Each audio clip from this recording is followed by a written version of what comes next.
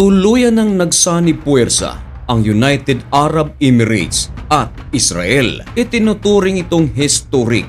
Hindi pa ito nangyari kailanman. Ito ay ayon sa claim ng Prime Minister ng Israel na si Benjamin Netanyahu.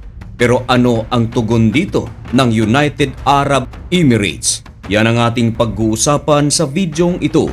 Pero bago ang lahat ay huwag kalimutang mag-subscribe. Samahan mo na rin ng like ang video ito at i-click ang notification bell.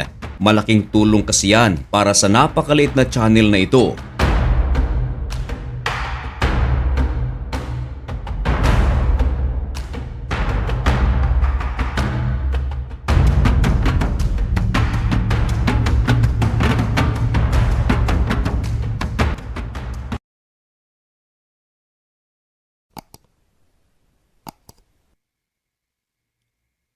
Maligayang pagbabalik mga kaibigan. Kumusta kayong lahat? Ngayon ay May 14, 2026 at nagbabaga at napakabagong balita ang ating ihahatid sa inyo.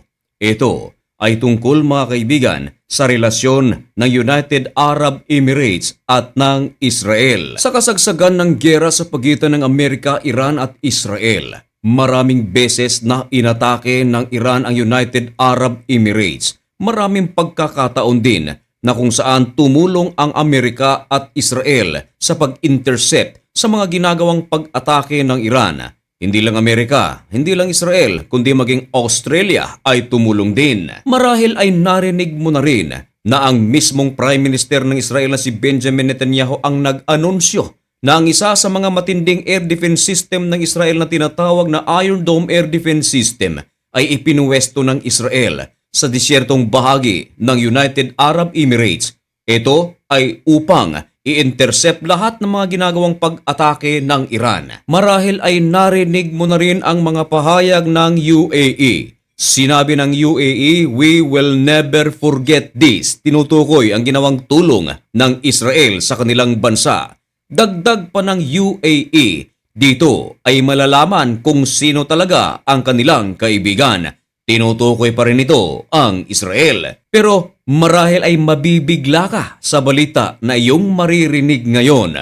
Mismong Prime Minister ng Israel ang nagbunyag nito. Ano nga ba ito? At upang patotohanan ang aking sinasabi, ipapakita ko muna sa inyo ang iilan sa napakaraming mga ebidensya na talagang ito ay sinabi ni Benjamin Netanyahu. Ayon sa ulat ng BBC, may headline sila na ganito: Netanyahu says he secretly visited UAE during war with Iran. Maliwanag mga kaibigan ang ginamit na salita during war. Ibig sabihin, habang nagkakaroon ng bakbakan ang United States of America at puwersa ng Iran, ganun din ang puwersa ng Israel, pumupunta pala si Benjamin Netanyahu sa UAE. Dagdagan pa natin ng isang ebidensya. Ayon sa ulat ng NBC, ganun din ang sinasabi. Ngayon, ano naman ang meron dito kung sakaling bumibisita si Benjamin Netanyahu sa UAE? Well, hindi ito basta-bastang bisita lamang mga kaibigan. Historic ito dahil hindi ito nangyari kailanman sa history ng Israel at ng UAE. Marahil isa sa mga dahilan kung bakit hindi sila pwedeng magkasundo ay dahil sa kanilang relihiyon.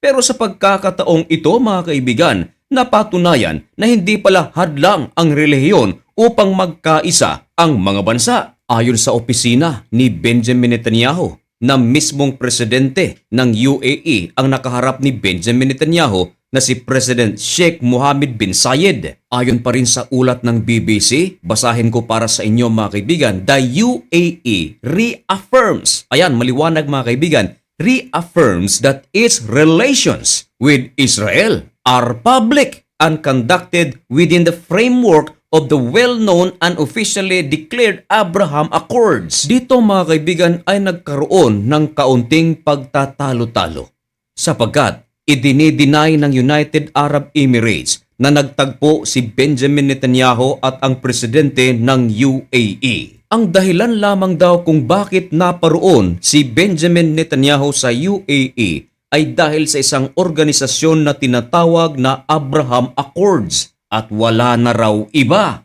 Ano nga ba ang Abraham Accords? Ito mga kaibigan ay series of joint normalization agreements between the Israel and the several Arab nations. At ang isa sa mga nagtalaga nito ay ang United States of America taong 2020. At ang purpose nito ay upang mag-promote ng peace, hindi lang sa Israel kundi peace para sa buong Middle East, interfaith, dialogue, at regional cooperation na nagfo-focus mga kaibigan sa trade, sa security, sa technology at lahat ng mga conflict ay magkakaisa ang Arab countries at Israel na magtutulungan. Pero marami ang mga nagsasabi na kaya nagde-deny ang United Arab Emirates sa nasabing pagbisita ni Benjamin Netanyahu at ng kanyang delegado sa UAE. Ito ay may iniiwasan.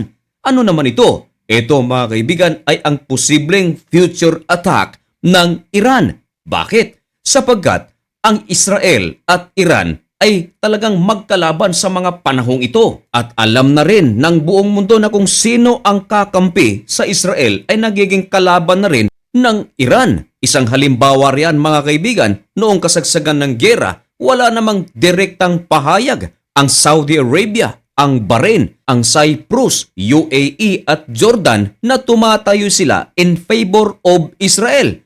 Pero ganun pa man, inatake pa rin ng Iran ang mga bansang ito sapagkat alam ng Iran na ang mga bansang ito ay alyado ng United States of America at alyado naman ng Amerika. Kaya parang ganito mga kaibigan, kalaban ko ang kaibigan ng kalaban ko. Kaya marami ang mga nagsasabi na isa sa mga dahilan kung bakit idinideny ng United Arab Emirates ang pagbisita ni Benjamin Netanyahu sa kanilang bansa sa kasagsagan ng giyera, ito ay upang maiwasan na magiging target silang muli ng Iran. Lalong-lalo na ang Iron Dome Air Defense System ng Israel na nasa UAE ay hindi pa talagang ibinigay ng Israel kundi pinahiram muna dahil mainit pa ang tensyon ngayon sa Middle East laban sa Iran. Kaya naiintindihan ito ng karamihan. Pero nahuli na rin sa sariling bibig ng UAE na talagang merong nangyayari sa Israel at UAE sa kasagsagan ng giyera. Sinabi kasi ng UAE, sa mga panahong ito, malalaman natin kung sino talaga ang tunay na kaibigan. Tinutukoy nito ang Iron Dome Air Defense System na ipinadala ng Israel. Mga kaibigan, ano ang inyong masasabi tungkol sa usaping ito? Ipaalam ang inyong mga komento at opinyon dyan sa comment section. At by the way mga kaibigan, huwag kalimutang mag-follow o mag-subscribe sa napakaliit na channel na ito. So hanggang dito na lamang muna ang video ito. May God bless you and thank you so much for watching. Goodbye.